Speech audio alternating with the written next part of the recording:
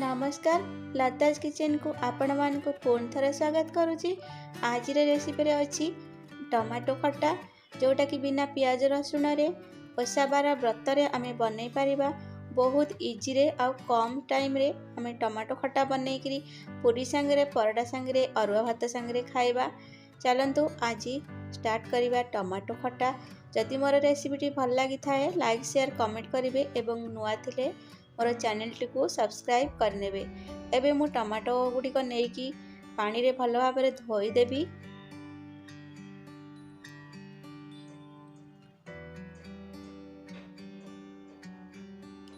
एबे सेगुड़िक सबू काटी नेबी छोट छोट करके।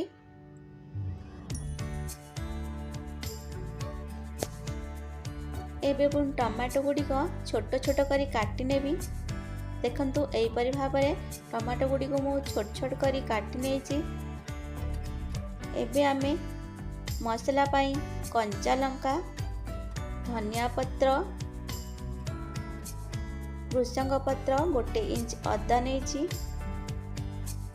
एबे गैस ऑन करी कढ़ाई बसिबा एवं तेल देकी तेल गरम हेले सेतरे 5 फुटण दे दबा।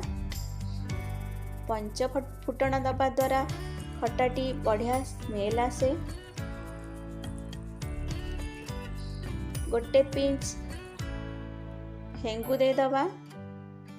तापरे रखिथिबा कड़ी पत्ता को बा भृषंग पत्र को दे दबा। अदा कंचा लंका को मु छेचिकी सेठी दे देछि। एबे काटिथिबा टमाटो को दे दबा। टमाटो को भल भाव टिके घांटी नबा। हलदी, लुण, टिके सुखिला लंका गुंड देकी ताकू भल भाव घांटी की घोड़े नबा जेमती कि टमाटो गुड़िक नरम हो जिवो। घोड़ेला परे देखंतु एटी मोर 5 मिनिट पर टमाटो गुड़िक नरम हो जाइछि। तापरे आमे एटी चीनी दबा। आपण माने चाहिए गुड़ भी दे पारिबे किंतु मैं एटी चीनी देइछि। तापरे मोर खट्टाटी रेडी हो जाइछि। तार पानी गुड़िक मरी जाइछि। एबे मु धनिया पत्र दे सजे देबी एवं जीरा लंका गुंड दे देबी। देखंतु खट्टाटी मोर केते सुंदर है।